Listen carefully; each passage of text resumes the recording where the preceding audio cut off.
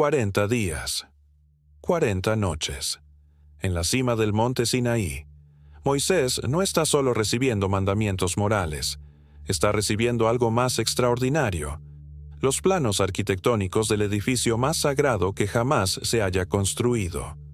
Cada medida exacta, cada material específico, cada detalle preciso, y harán un santuario para mí, y habitaré en medio de ellos, conforme a todo lo que yo te muestre, el diseño del tabernáculo y el diseño de todos sus utensilios, así lo haréis.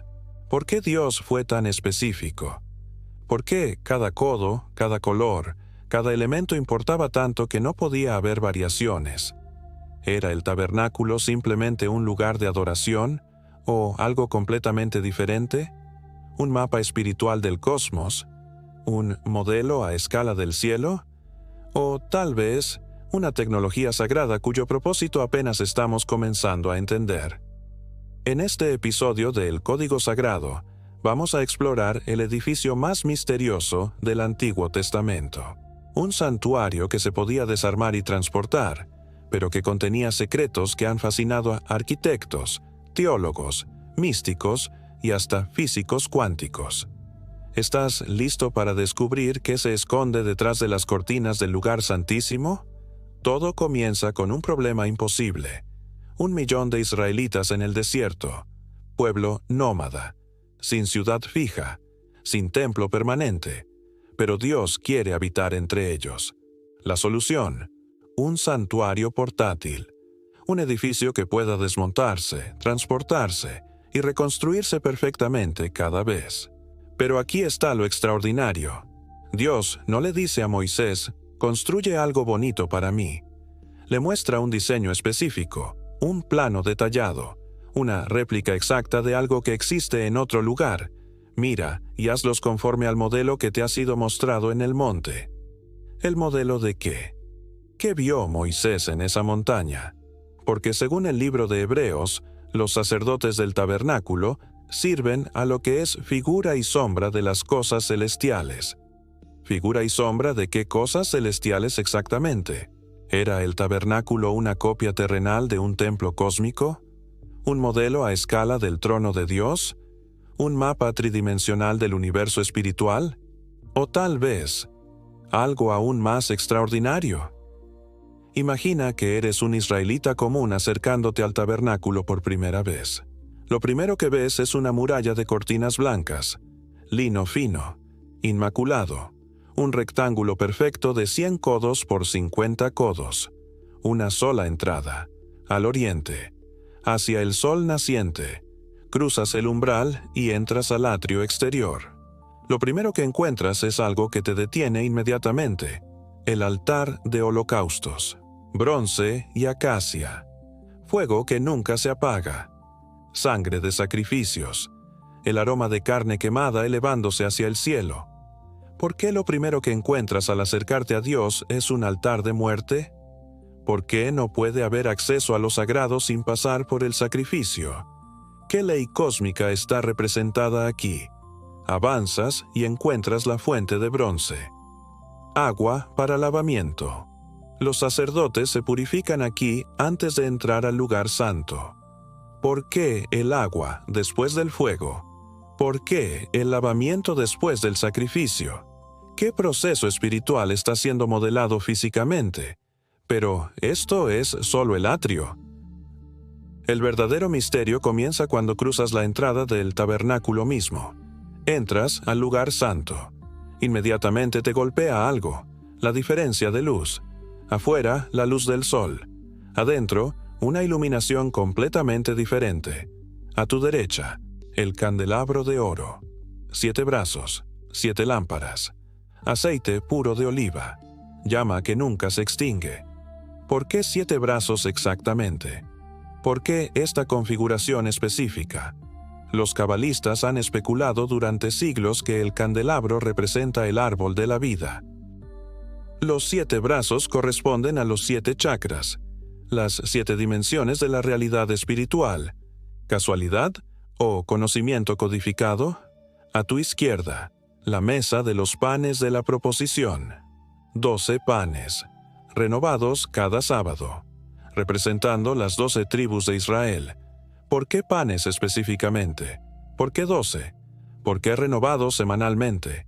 ¿Era simplemente simbolismo o algo más funcional? Y directamente frente a ti, el altar del incienso, oro puro, especias aromáticas quemándose continuamente, humo ascendiendo hacia el lugar más sagrado. ¿Por qué estas especias exactas? ¿Por qué estas proporciones? ¿Por qué este tipo específico de humo? ¿Era solo fragancia o había algo más en esa química sagrada? Pero todo esto es solo la antesala. El verdadero misterio está detrás de la cortina, el velo, tejido con querubines, azul, púrpura, carmesí, lino fino, una barrera entre lo común y lo sagrado absoluto. Solo el sumo sacerdote puede cruzar esta cortina, solo una vez al año, en el día de la expiación. ¿Por qué esta restricción tan extrema? ¿Qué había detrás de esa cortina que era tan peligroso que podía matar al que se acercara incorrectamente? Detrás del velo, el lugar santísimo, un cubo perfecto, 10 codos por 10 codos por 10 codos. ¿Por qué un cubo? ¿Por qué esta geometría específica?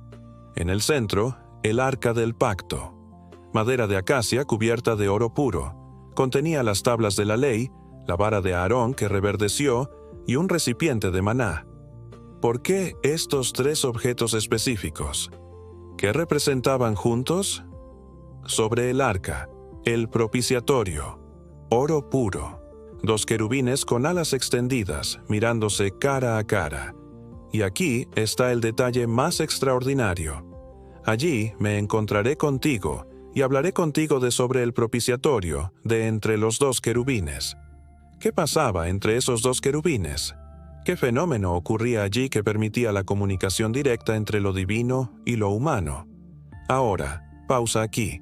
Considera algo fascinante.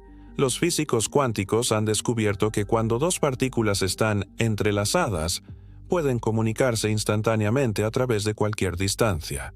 No importa si están separadas por centímetros o por galaxias. ¿Qué tal si el espacio entre los querubines era un punto de entrelazamiento entre las dimensiones terrenal y celestial? ¿Qué tal si el arca no era solo un recipiente sagrado, sino una tecnología de comunicación interdimensional? Suena fantástico, ¿verdad? Pero considera esto. El arca tenía propiedades extraordinarias. Podía abrir ríos, derribar murallas, matar a quienes la tocaran incorrectamente. ¿Qué tipo de arca hace esas cosas? Y aquí es donde las cosas se ponen realmente interesantes. El investigador y autor Maurice Chatelain, quien trabajó en el programa espacial de la NASA, propuso una teoría fascinante. ¿Qué tal si el tabernáculo era una máquina de comunicación cósmica? Piénsalo. Materiales conductores específicos, oro, bronce, plata, geometrías precisas, el cubo perfecto del lugar santísimo, elementos generadores de energía, el fuego perpetuo, el incienso aromático, un punto focal de comunicación, el espacio entre los querubines. ¿Qué tal si Moisés no estaba construyendo un templo, sino ensamblando una antena cósmica? ¿Qué tal si los israelitas estaban llevando por el desierto no solo un lugar de adoración, sino una estación de comunicación con civilizaciones superiores? Pero hay más, mucho más. El rabino y cabalista Aryeh Kaplan analizó las dimensiones del tabernáculo y descubrió algo extraordinario. Las proporciones corresponden exactamente a las proporciones del cosmos según la cosmología antigua. El tabernáculo era un modelo a escala del universo mismo. El atrio exterior representa el mundo físico. El lugar santo representa el mundo espiritual. El lugar santísimo representa el trono de Dios. Pero aquí está lo fascinante. Las dimensiones no solo son simbólicas, son matemáticamente precisas. La relación entre el lugar santo y el lugar santísimo es exactamente la misma relación que existe entre las dimensiones conocidas del universo y las dimensiones teóricas de la realidad cuántica. Coincidencia o conocimiento codificado sobre la estructura real del cosmos. Y luego está el aspecto más misterioso de todos, los colores. azul, púrpura, carmesí, lino blanco. ¿Por qué estos colores específicos? ¿Por qué estas tonalidades exactas? Los estudiosos han notado que corresponden a las frecuencias electromagnéticas específicas. Cada color tiene una vibración particular. Juntos crean un espectro completo de energía luminosa. ¿Era el tabernáculo una máquina de resonancia cromática? ¿Un generador de frecuencias específicas que facilitaban la comunicación espiritual? ¿O vamos demasiado lejos? Pero considera esto. Los efectos documentados del tabernáculo no eran solo espirituales en el sentido abstracto. Eran físicos, medibles, observables. Cuando se construyó correctamente, la gloria de Dios lo llenó de tal manera que ni siquiera Moisés podía entrar. ¿Qué tipo de gloria tiene efectos físicos tan tangibles? ¿Qué tipo de presencia puede impedir físicamente que las personas se acerquen? ¿Radiación electromagnética de alta frecuencia? ¿Energía dimensional concentrada? ¿O algo completamente fuera de nuestro entendimiento científico actual? Pero aquí está lo más fascinante. El tabernáculo no era solo un edificio, era un proceso. Tenía que ser construido en un orden específico, con materiales específicos, por personas específicas, en un tiempo específico. ¿Por qué tanto protocolo? ¿Por qué tantas restricciones? ¿Qué tal si no era solo el producto final lo que importaba, sino el proceso mismo? ¿Qué tal si el acto de construcción era tan importante como el resultado? ¿Qué tal si construir el tabernáculo era, en sí mismo, un ritual de transformación?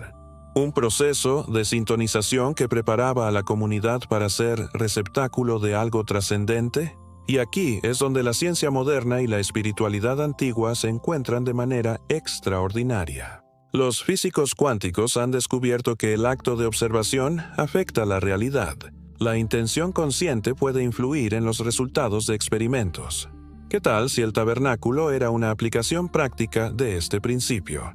¿Qué tal si era una tecnología que amplificaba la intención consciente, que convertía la fe en fuerza física, que transformaba la adoración en energía tangible? ¿Qué tal si los israelitas no solo estaban adorando en el tabernáculo, sino participando en una tecnología de transformación de la realidad? Pero no nos perdamos en especulaciones. Hay algo más profundo aquí. Porque independientemente de si el tabernáculo era tecnología avanzada o simbolismo profundo, hay un patrón que no podemos ignorar. El movimiento de afuera hacia adentro, de lo común a lo sagrado, de lo externo a lo interno, de lo físico a lo espiritual. ¿No es ese el mismo movimiento que hace cada alma en su búsqueda de lo divino? ¿No es ese el mismo proceso que experimenta cada persona que busca genuinamente a Dios? Primero, el reconocimiento de la necesidad, el altar de sacrificio. Luego, la purificación, la fuente de bronce. Después, la iluminación, el candelabro. El sustento espiritual, los panes de la proposición. La oración elevada, el altar del incienso. Y finalmente, el encuentro directo con lo divino, el lugar santísimo. ¿Era el tabernáculo un mapa del viaje espiritual? ¿Una representación física del proceso de transformación del alma? Y aquí está lo verdaderamente extraordinario. Según los textos, el patrón del tabernáculo no se perdió con el tiempo. Se cumplió. Cuando Jesús murió en la cruz, el velo del templo se rasgó de arriba abajo. La barrera entre lo común y lo sagrado desapareció. ¿Por qué? Porque lo que el tabernáculo representaba simbólicamente, Cristo lo logró realmente. Él se convirtió en el verdadero tabernáculo, el lugar donde lo divino y lo humano se encuentran. En su cuerpo no había necesidad de altar de sacrificio porque Él era el sacrificio. No había necesidad de fuente de purificación porque Él era la purificación. No había necesidad de velo porque Él era el acceso directo a Dios. ¿Era esa la función final del tabernáculo? No solo ser un lugar de encuentro con Dios, sino preparar el camino para que Dios mismo habitara entre nosotros de manera permanente. Pero déjame preguntarte algo que tal vez cambie tu perspectiva completamente. ¿Y si el tabernáculo nunca dejó de existir? ¿Y si simplemente cambió de forma? Pablo escribió, ¿no sabéis que vuestro cuerpo es templo del Espíritu Santo? ¿Qué tal si cada persona que busca genuinamente a Dios se convierte en un tabernáculo viviente? ¿Qué tal si los elementos del tabernáculo original ahora existen dentro de nosotros?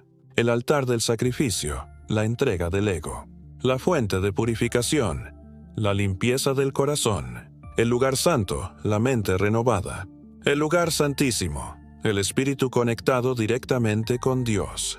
¿Qué tal si el diseño del tabernáculo no era solo un plano arquitectónico, sino un mapa de la transformación humana? Y aquí es donde se pone verdaderamente fascinante. Si cada persona puede convertirse en un tabernáculo, entonces cada persona puede ser un punto de encuentro entre lo divino y lo humano. Cada persona puede ser un lugar donde la gloria de Dios se manifiesta. Cada persona puede ser una antena cósmica sintonizada con frecuencias celestiales. ¿No es eso lo que experimentan los místicos de todas las tradiciones? ¿Esa sensación de que su cuerpo se convierte en receptáculo de algo infinitamente mayor? ¿No es eso lo que sienten quienes han tenido encuentros genuinos con lo sagrado? Como si se hubieran convertido temporalmente en un puente entre mundos. Pero tal vez la interpretación más profunda del tabernáculo es esta. No era solo un lugar donde Dios habitaba. Era un lugar donde Dios enseñaba a la humanidad cómo habitar con Dios. Cada elemento era una lección. Cada ritual era una práctica. Cada restricción era una guía para acercarse con seguridad a lo infinito. ¿Qué tal si el tabernáculo era una escuela? ¿Una universidad espiritual donde la humanidad aprendía los principios de la comunión divina? Y una vez que aprendimos esos principios, ya no necesitábamos el edificio. Los llevamos dentro. Esto me lleva a una pregunta que me fascina. ¿Has experimentado momentos en tu vida donde sentiste que tu propio ser se convirtió en un tabernáculo? Donde la presencia de lo divino era tan tangible que casi podías tocarla. Momentos donde el espacio a tu alrededor parecía cargado de una energía sagrada que no podías explicar. Momentos donde sentiste que algo infinito estaba habitando en el lugar finito de tu corazón. ¿Qué tal si esos momentos eran ecos del tabernáculo original? ¿Experiencias de lo que el diseño de Moisés estaba tratando de facilitar? Porque aquí está la verdad hermosa. No necesitas construir un tabernáculo de oro y acacia para encontrarte con Dios. Pero tal vez necesitas entender los principios que el tabernáculo enseñaba. La importancia del sacrificio, soltar lo que te impide acercarte a lo sagrado, la necesidad de purificación, limpiar tu corazón de todo lo que distorsiona tu percepción, el valor de la iluminación, permitir que la luz divina ilumine tu entendimiento, el poder del sustento espiritual, alimentar tu alma con verdades eternas. La práctica de la oración elevada, elevar tu conciencia hacia frecuencias más altas. Y finalmente, el encuentro directo, esa comunión íntima donde desaparece la separación entre tú y lo divino. ¿No son esos los mismos principios que enseñan todas las tradiciones espirituales auténticas? Entonces, ¿qué era el tabernáculo? ¿Un templo? ¿Una máquina? ¿Un mapa? ¿Una escuela? ¿Una tecnología? ¿Un símbolo? Tal vez la respuesta correcta es sí. Tal vez era todas esas cosas y ninguna de ellas completamente. Tal vez era exactamente lo que la humanidad necesitaba en ese momento específico de su desarrollo espiritual. Un puente tangible hacia lo intangible. Un lugar donde lo infinito aceptaba limitarse a dimensiones finitas para poder enseñar a seres finitos cómo expandirse hacia lo infinito. Una tecnología sagrada cuyo propósito final era volverse innecesaria porque sus usuarios aprenderían a ser la tecnología. Y aquí está la pregunta final que podría cambiarlo todo. ¿Y si el tabernáculo no fue la culminación del plan divino, sino solo el primer paso? ¿Y si era el modelo para algo mucho más grande? ¿Y si estaba preparando a la humanidad para convertirse en un tabernáculo colectivo? ¿Una especie entera sintonizada con frecuencias divinas? ¿Y si toda la historia humana es el proceso de construcción de un tabernáculo cósmico, donde toda la creación se convierte en el lugar donde lo divino habita? ¿Suena imposible? ¿Demasiado fantástico? Tal vez. Pero recuerda, una vez, la idea de que Dios podía habitar en una tienda en el desierto también sonaba imposible. Y sin embargo sucedió. Esto fue el código sagrado, donde lo invisible se vuelve evidente. Pero antes de irte, déjame hacerte la pregunta que podría cambiar cómo entiendes tu propia existencia.